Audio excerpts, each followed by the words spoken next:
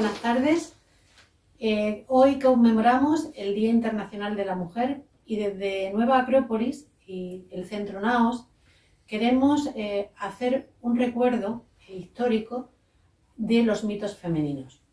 Queremos con ello recordar y traer al presente el significado que los mitos vienen a transmitirnos a los seres humanos.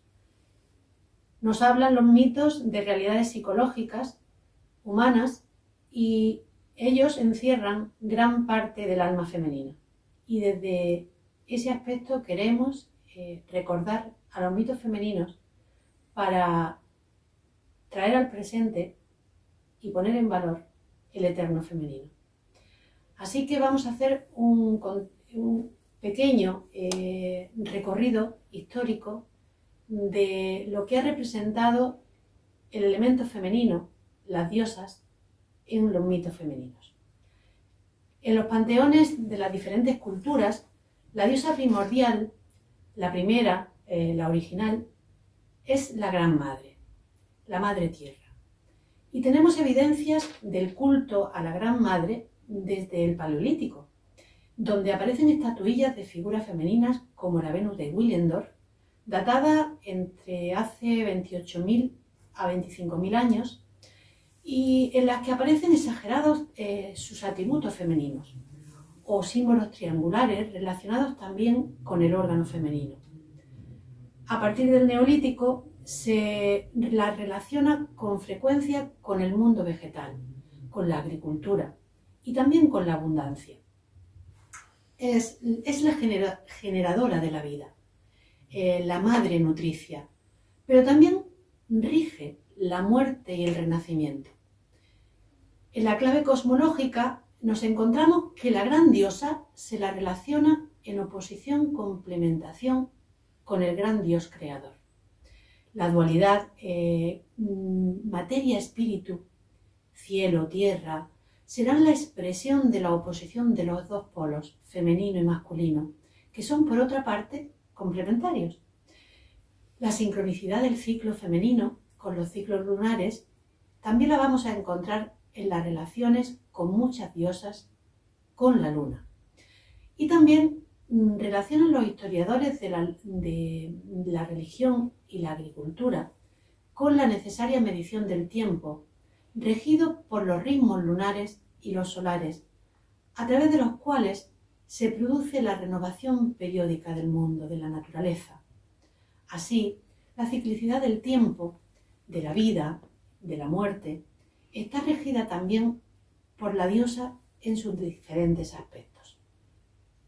El gran mitotema femenino, del cual derivan las demás diosas como diferentes aspectos de esta, lo encontramos en representaciones como la de la diosa Deva o Mahadeva, la gran diosa del hinduismo, o también en Gea, de la mitología griega. En la mitología nórdica nos encontramos a Freya y en Egipto a Isis. Y Istar nos recuerda la civilización mesopotámica. Y de las culturas andinas podemos señalar a la gran Pachamama, al Coatzacoalcóyotl entre los aztecas también. En fin, hay una serie de representaciones de la gran diosa, de la diosa madre. Y un elemento simbólico muy interesante y misterioso es el de las madres vírgenes, que producen su progenie sin intervención masculina, casi por partenogénesis, reconociendo aquí, en este hecho, la capacidad generativa de la naturaleza, así también como la capacidad creadora de la mujer, de las mujeres por sí mismas. Aquí lo vemos en la mujer educadora, en la mujer como creadora en lo sutil, como creadora en el arte, en la ciencia. Y así también vemos cómo generan gran cantidad de dioses y héroes masculinos, inspirados también y protegidos por ellas, interpretándose el rol masculino en este caso como el activo, frente al receptivo, del rol femenino. Y aquí podemos entender esta cualidad como la capacidad de acción que está también en la mujer. No solo como inspiradoras, sino como protagonistas, heroínas. El héroe, nacido de la Madre Virgen, es el lado masculino o activo en la mujer. Del arquetipo de la diosa madre se derivan la gran mayoría de los que representan las diosas posteriores, que personifican una parte más concreta del mismo.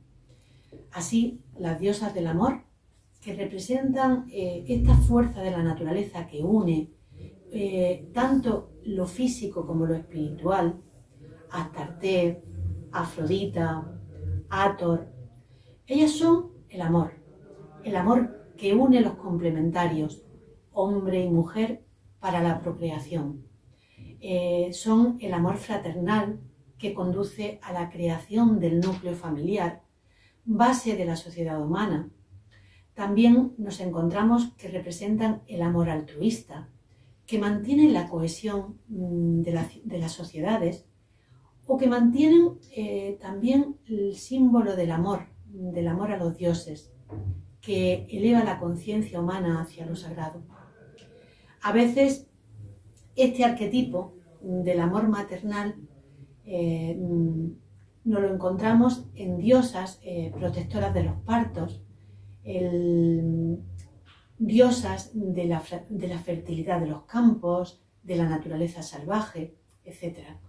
Así aparecen las diosas de la fecundidad, pues cualquier tipo de amor es fecundo y da lugar a la procreación de los hijos, pero también a la creación de leyes que rigen la convivencia humana y a la creación en la cultura. También la belleza suele estar asociada a este arquetipo, al manifestarse a través de la armonía y el equilibrio, sin los cuales la convivencia se hace imposible y no podría existir tampoco el arte. En la clave psicológica y ética podríamos preguntarnos: ¿es responsabilidad de las mujeres el mantener, a través del amor y el fomento de la armonía, la cohesión de la familia y la sociedad, así como la creación artística, científica y filosófica? Sí, podemos responder, pero entendemos que también es responsabilidad de las mujeres y de los hombres, pues estos arquetipos femeninos se encuentran en todos los seres humanos y, como contraparte de estas divinidades de la vida, aparecen también las de la muerte. Diosas del inframundo, de la destrucción y de la guerra. Con frecuencia están relacionadas con la luna nueva y ejercen funciones mágicas como conductoras de los muertos en su camino al inframundo o como ejecutoras de la destrucción como castigo a los infractores de la ley. Aquí nos encontramos siempre vida y muerte como dos polos del ciclo de la vida. Está la muerte por un lado y el renacimiento. La muerte sigue a la vida y el nacimiento sigue a la muerte. Ya no lo decía Sócrates en sus diálogos. Son las diosas del lado oscuro, de la noche, del gran misterio al que todos tendremos que alguna vez enfrentarnos, algún día, ¿no? Y de ahí su relación con la magia y el conocimiento mistérico. Con los ritmos psicopómpicos y hasta con la sabiduría. Diosas como Hécate, Atenea, Kali o Sekhmet son terribles y poderosas y personifican este lado de la dualidad vida y muerte a la que nos estamos refiriendo. La violencia desatada por estas diosas es a veces irrefrenable y necesitan de una domesticación, como por ejemplo Sekhmet o Kali, y otras, como Atenea, son guiadas por la justicia y la inteligencia. Suelen estas acompañar a elementos simbólicos del devenir, del destino, de lo que está escrito, del futuro, de lo que está por escribir. Y son telares los que vemos, por ejemplo, como símbolos en los mitos de Atenea, de la diosa araña en los indios Hopi, o la Amaterasu japonesa, de la que hablaremos más tarde. Ellas tejen el destino de los seres humanos, relacionándolos irremediablemente. Y todos nos relacionamos los unos con los otros, es obvio. Hoy estamos aquí relacionándonos, aunque sea a través de una pantalla, y nuestro destino es común y no podemos olvidar esto. Estas diosas son adoradas o temidas. ¿Y qué pueden representar para nosotras en lo psicológico y ético? Bueno, pues obviamente representan la guerra y la destrucción, que lo acabamos de decir. Y estos dos polos son parte de la vida. Y no son solo parte de la vida, sino que también en algunas ocasiones son necesarias. Y todos tenemos nuestros demonios a los que tenemos que combatir sin compasión, ¿verdad? Y no podemos ser tolerantes y demasiado pacifistas con ellos, porque si no nos hunden y nos vuelven víctimas. Nuestra lucha interna es quizás la más difícil. Pues hay primero que identificar al enemigo, que está dentro, que está muy cerca de nosotros y del cual algunas veces estamos bastante enamoradas. Y es difícil reconocerlo. Hay que adentrarse en esas oscuridades de nuestra conciencia, en esas oscuridades donde residen esos pequeños monstruos y rescatar a cual Perséfone o cual Deméter a Perséfone o a Eurídice, y que es como rescatar a nuestras virtudes que están esperando despertar del letargo, como la primavera está esperando despertar después del invierno, ¿verdad? Y entonces se encienden luces, se enciende la luz en nuestro interior, se encienden luces en la vida y renacemos como mujeres, como hombres mejores. Son muy numerosas las diosas en las distintas culturas y con frecuencia sus responsabilidades no están tan bien diferenciadas como nuestra mente le gustaría, para poder hacer una clasificación más comprensible y coherente. Pero el lenguaje simbólico y mítico no es racional. Así que es trabajo de cada uno, de cada una de nosotros, de nosotras, conectar con el mensaje, con el lenguaje simbólico y que nos vienen a ofrecer los mitos e intentar entender sin razonar, sentir. De la gran variedad de mitos que existen, hemos elegido 4. Porque si no sería interminable esta reunión, esta conexión online que tenemos esta tarde.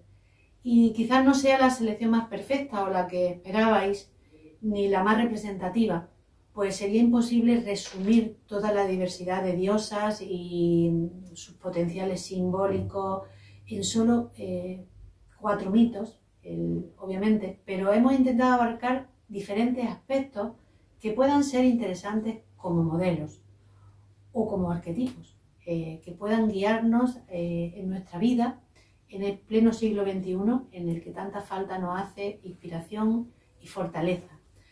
Así que esta tarde vamos a hablar pues de Isis, la gran madre egipcia.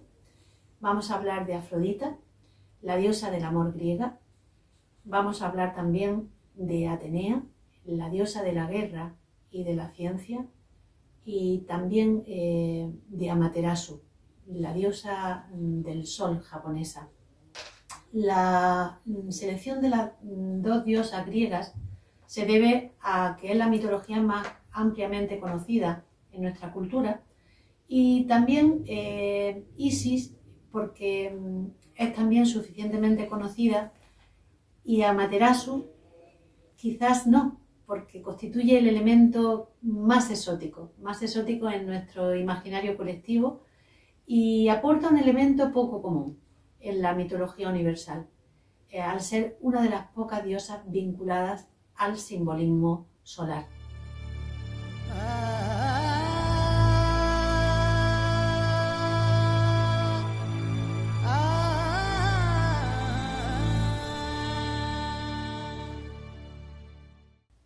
Esta tarde os voy a hablar de la historia de Isis. La historia de Isis y Osiris es el mito más importante de la religión egipcia. Nos habla de la rivalidad existente entre los dos hermanos varones, Osiris y Set, hijos de Heb, dios de la tierra, y Nut, diosa del espacio celeste.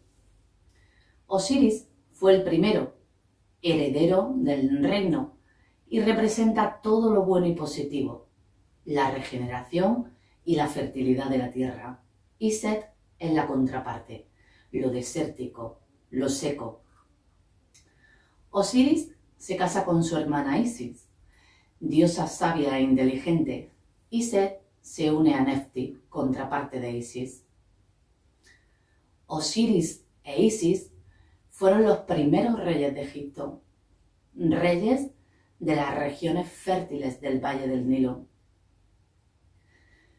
Durante su reinado, el país vivió una época de abundancia y prosperidad. En aquel tiempo, la humanidad vivía en estado salvaje y Osiris e Isis les enseñaron la agricultura, cómo cultivar los campos aprovechando las inundaciones anuales del Nilo, cómo segar y recoger el fruto para su alimento, cómo sembrar vides y hacer vino, cómo hacer cerveza a partir del cultivo de la cebada. Les enseñaron también astronomía, escritura, arquitectura, pintura, música, danza y cómo preparar perfumes. También les dieron leyes con las que regirse para poder vivir en paz. Le instruyeron en el respeto a los dioses. Ellos legaron a la humanidad las artes de la civilización. Set, por el contrario, reinaba en las tierras yermas del desierto y las montañas. Envidioso de su hermano Set, tramó contra él un traicionero plan y reunió un grupo de 72 conspiradores. En secreto, obtuvo las medidas exactas del cuerpo de Osiris y mandó fabricar con ellas un bellísimo cofre de maderas nobles, artísticamente decorado, y decidió dar un gran banquete en honor a su hermano. Cuando la fiesta estaba en su esplendor, Set ordenó que le trajeran el cofre. Los presentes quedaron complacidos al verlo, admirando su gran belleza. Entonces Set, entre bromas, prometió regalarlo a aquel que al introducirse en el cobre encajase más exactamente en él. Todos probaron, pero ninguno tenía el mismo tamaño. Entró entonces Osiris y se echó en él. Fue el momento que estaba esperando Set, para con la ayuda de los conjurados cerrar de golpe el cofre y asegurarlo con clavos, sellando las rendijas con plomo fundido. Llevaron el cofre al río y dejaron que la corriente se lo llevara hacia el mar. Alertada Isis por Nefti, la esposa de Set, de este suceso, se cortó una trenza y se vistió de luto. Fue vagando desesperada por todas partes y a todos cuantos encontraba les preguntaba por el cofre. Nadie supo responder de su paradero, hasta que encontró unos niños pequeños que lo habían visto y le señalaron el lugar donde Set y sus amigos habían echado el cofre al mar. Más tarde se enteró de que Api, el dios del Nilo, lo había arrastrado hasta las costas fenicias, desde la ciudad de Biblos, donde las olas lo lanzaron contra un arbusto de tamarisco, quedando incrustado en él. el tamarisco en poco tiempo había echado un tronco hermoso y enorme, tan crecido que envolvió y abrazó el cofre ocultándolo dentro de su tronco. El rey de aquel país, llamado Malcander, encontró admirable el gran tamaño de aquella planta y cortó el tronco en el que se encontraba invisible el cofre, usándolo como pilar para sostener el techo de su casa. Isis se fue a Biblos y se sentó junto a una fuente. Abatida por el desánimo y las lágrimas, no cruzó una palabra con nadie. Solo recibió a las doncellas de la reina del país, llamada Astarte, tratándolas con amabilidad. Les hizo trenzas y dejó en el cuerpo de las jóvenes las mismas maravillosas fragancias que exhalaba su propio cuerpo. Cuando la reina vio a su doncella, quedó embargada por el anhelo de conocer a aquella desconocida que había transmitido a sus cuerpos la fragancia de la ambrosía. Mandó llamar a Isis, que acudió e intimó tanto con la reina que ésta la hizo nodriza de su hijo de pocos meses. Isis amamantó al niño dándole a chupar el dedo en vez del pecho, y durante las noches lo ponía en el fuego, de modo que se consumiera la parte mortal de su cuerpo. Mientras, ella se convertía en golondrina y daba vueltas alrededor del pilar donde estaba el cofre con Osiris, con un canto quejumbroso. Pero una noche, la reina que había estado espiando a Isis vio a su hijo en el fuego y dando un gran grito lo retiró, privándole con ello de la inmortalidad. Isis, enfadada, se dio a conocer y entonces los reyes le pidieron perdón, ofreciéndole lo que quisiera. Ella le contestó que no les haría nada y solo les pidió el pilar que sostenía el techo de su casa. Cuando Isis tuvo el cofre, lo llevó a un lugar seguro y apartado del camino, lo abrió y apoyó su rostro sobre el rostro que había dentro, lo acarició y lloró fundiéndose en un amoroso abrazo, concibiendo así a su hijo Horus, que años más tarde vengaría a su padre Osiris. Pero un día que Set estaba cazando, se topó con el cofre. Reconociéndolo, lo abrió y enfadado dividió el cuerpo de Osiris en 14 partes que dispersó por toda la tierra.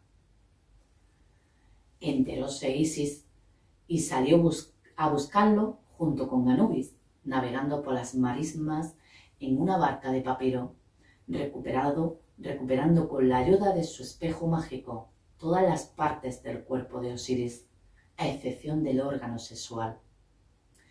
Entonces, Anubis reconstruyó el cuerpo de Osiris, que se convirtió así en la primera momia de Egipto. Tiempo después, Horus, decidido a vengar a su padre, entabló una lucha con su tío Set, durante la cual perdió el ojo izquierdo, que presentó a la momia de Osiris como ofrenda. Como dice Fernando Suárez en El Egipto Invisible, Isis es la fuerza que no se resigna nunca y que con su amor libera la energía para vencer la fatalidad. Engendra en lo visible y en lo invisible. Ella es la fuente de la regeneración y del poder invisible que permite la metamorfosis del alma. Su símbolo es el loto, que es el símbolo de eternidad, de resurrección. Ella es la gran Madre Universal, que posee la magia de la iniciación. Es madre en la tierra y madre en el más allá. Con sus alas activa la vitalidad de Dios, pues tiene la energía del rejuvenecimiento, llevando las cosas a su origen, a su renacimiento. Entre sus instrumentos estaba el sistro, cuyo sonido no solo llevaba la alegría a la tierra, sino que despertaba y espabilaba a los seres, sacándolos de la somnolencia y el letargo. Su sonido también rechaza y aleja la naturaleza destructiva de Set, restableciéndola con armonía por medio del movimiento. El espejo, como símbolo de la vida, era un objeto que no solo servía para cuidar la estética del cuerpo, sino que correspondía al deseo de convertirse en Isis y participar en la vida celeste y solar, ya que la belleza verdadera es la irradiación del ser interior. Así, mirarse en el espejo sería buscar cada día nuestro verdadero rostro, nuestro ser más profundo, más allá de la máscara de carne, para poder irradiarlo hacia el exterior. Para Egipto, la belleza y magia estaban en íntima relación, porque la belleza activa la magia y la magia es Isis.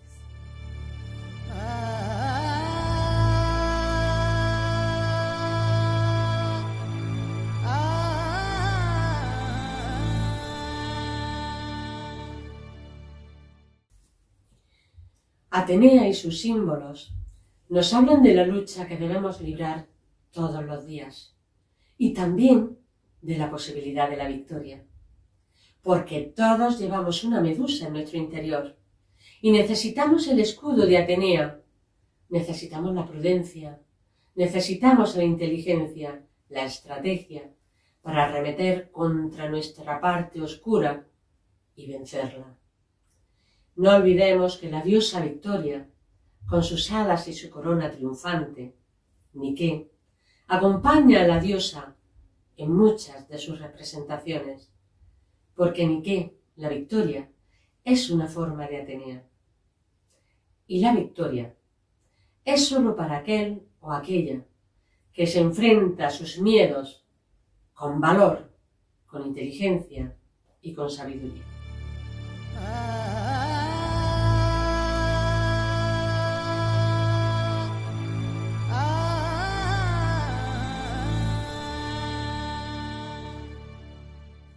Una de las principales diosas entre los griegos es Afrodita, conocida como Venus entre los romanos, la diosa del amor.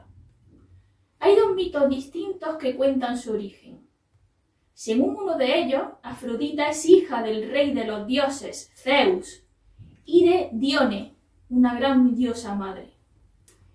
Pero según otro mito, Afrodita tendrá un origen celeste.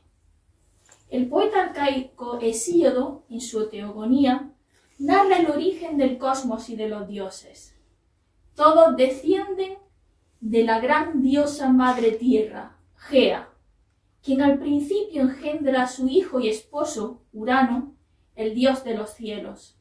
Su unión dará lugar a una numerosa descendencia, entre ellos los titanes, pero también gigantes y monstruos. Para dejar de engendrar hijos, Gea se confabula con uno de ellos, el titán Cronos, para rebelarse contra Urano. Cronos derroca a su padre y lo castra, arrojando los genitales de Urano al mar, y de la espuma surge Afrodita, ya adulta. A bordo de una concha marina, Afrodita llega a la costa de Chipre, donde es recibida por las Horas. Ellas la conducen al Olimpo y allí contraen matrimonio con el dios Hefesto, el herrero de los dioses. Es el dios del fuego. Afrodita le va a ser infiel a Hefesto, entre ellos con el hermano de él, con Ares, el dios de la guerra. Con Ares engendrará 3 hijos, a Armonía, pero también a Fobos y Deimos, el miedo y el terror. Por tanto, tenemos por un lado a Afrodita como hija de Zeus, que sería la que los filósofos llamaban Afrodita Pandemos, de todo el pueblo. Es el amor común, el amor sexual. Y la contraponían a Afrodita Urania, el amor celeste, el amor espiritual. Otro de los mitos relacionados con Afrodita habla de uno de sus amantes, de Adonis. Ese mito cuenta que el rey de Siria tenía encerrada a su hija, a Mirra, para que ella no conociera ningún hombre. Como el único hombre que conoce es a su propio padre, Mirra se enamora de él y mediante engaños consigue unirse a él durante 12 noches. El rey descubre el engaño e intenta matarla. Mirra huye e invoca a los dioses y Afrodita la convierte en un árbol con una resina aromática, que es el árbol de la mirra. Dentro del árbol, Afrodita descubre a un bebé, Adonis, a quien mete en una caja y lo encomienda a Perséfone, la reina del inframundo. Crece Adonis convirtiéndose en un hermoso joven, y Perséfone quiere retenerlo en el Hades, en el reino de los muertos. Afrodita entonces recurre a Zeus, quien decide que Adonis pase un tercio del año con Afrodita en el mundo de los vivos, otro tercio con Perséfone en el reino del Hades y el otro tercio con la que él desee. En este caso Adonis vuelve a elegir a Afrodita. Mientras Adonis está con Afrodita se dedica a la caza y un día un jabalí lo ataca y lo mata, con lo cual regresa al inframundo. De nuevo disputan las dos diosas por su compañía y nuevamente Zeus tiene que intervenir. Esta vez la mitad del año Adonis estará con Afrodita y la otra mitad con Perséfone. Cuando Adonis vuelve con Afrodita, la vida florece. Es la primavera y el verano. Y cuando Adonis vuelve al Hades, la naturaleza se marchita. Es el otoño y el invierno. Por tanto, al igual que la naturaleza, que es cíclica, muchas veces todas nosotras y en general todos los seres humanos necesitamos un periodo de interiorización invernal para prepararnos y volver a la acción, para renacer, renovadas. Este florecimiento se expresa en el amor, que aun por un lado es unión y estación, es generosidad, y del que surge la vida. No solo la física, también la espiritual. No solo Afrodita Pandemos, también Afrodita Urania.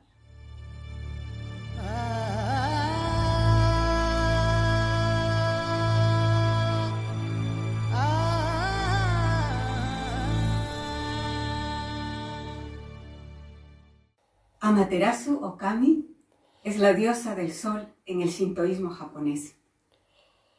De acuerdo con la leyenda, Amaterasu estaba destinada a gobernar el Takagama-hara, o reino del cielo. Hija de los dioses Izanagi e Izanami, dioses de la creación.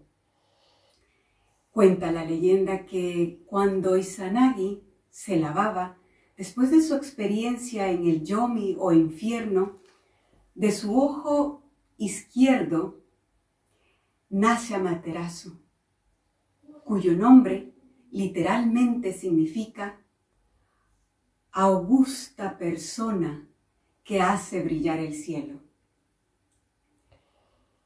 A ella le dio su collar sagrado, símbolo de la soberanía, para que gobernara las sagradas llanuras del cielo.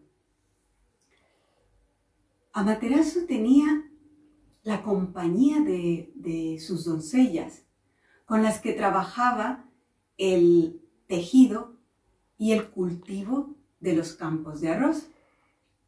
Fue Amaterasu quien enseñó a la humanidad a tejer su ropa y a cultivar el arroz. La diosa tenía un hermano menor, Susanoo. Era el hijo colérico de Izanagi, que fue desterrado por su padre, pero antes de irse quiso despedirse de su hermana. Amaterasu, desconfiada, se preparó en batalla. Se recogió los cabellos, armó su arco y las flechas, agitó fuertemente su arco y pateó muy fuerte el suelo mientras esperaba. Susanoo le aseguró que no tenía malas intenciones. Le propuso, en cambio, que demostraran quién era el más poderoso en un concurso. Para empezar, Amaterasu le pidió a su hermano su espada. La rompió en 3 pedazos, los masticó y al escupirlos surgieron 3 hermosas diosas. A continuación, Susanoo le arrebató las cuentas de la fertilidad que Amaterasu llevaba entre sus cabellos y sus brazos. Los tiró al suelo y de ellos surgieron 5 dioses masculinos. Entonces se proclamó vencedor y para celebrarlo rompió los bordes de los arrozales y cubrió las acequias. Pero el mayor agravio que cometió fue matar al potro celeste. Lo despellejó y lo tiró al techo de paja de la sagrada hilandería, donde se encontraba Amaterasu y sus doncellas trabajando. Amaterasu huyó aterrorizada y se escondió en una cueva. Aquí es donde se produce una crisis divina, como la que se da en el triunfo temporal del dios Set y el mito del rapto de Perséfone. Sin la diosa del sol, el universo cayó en la oscuridad. Preocupados por la situación, un grupo de personas pidieron a los dioses y los dioses acudieron. Se reunieron fuera de la caverna en la que se encontraba escondida la diosa Amaterasu y trataron de convencerla de que saliera. Sin embargo, Amaterasu no cedió. Los dioses y hombres llevaron ropas, espejos, para intentar convencerla y cualquier suerte de artilugios. Incluso hasta un gallo. Finalmente, una diosa comenzó a bailar, la diosa de la aurora, haciendo que los demás se rieran. Amaterasu, al escuchar las risas, sintió curiosidad y se acercó para intentar ver qué era lo que sucedía. Los dioses hablaban de una diosa más inteligente, más bella que ella. Entonces Amaterasu ya salió de la cueva y le habían puesto un espejo enfrente en donde vio su propio reflejo. Quedó cautivada por su imagen. Los dioses entonces, mientras ella estaba distraída o embelesada por su propia imagen, corrieron a cerrar la entrada de la cueva para impedir que volviera a entrar. Cuando Amaterasu sale, vuelve el orden, regresa el orden a la tierra. Y aquí hay varias interpretaciones y hay varios símbolos especialmente. Por un lado, Amaterasu, la que teje, una cualidad, ¿no?, de femenina, la que teje el destino, la que teje el universo. También está la interpretación cuando se esconde, en esos momentos que huye, ¿no?, y se esconde en la cueva. Esos momentos de oscuridad que pueden representar también la lucha, ese momento que tenemos nosotros, ¿no?, en esa lucha interior, ese momento oscuro antes de que vuelva a amanecer.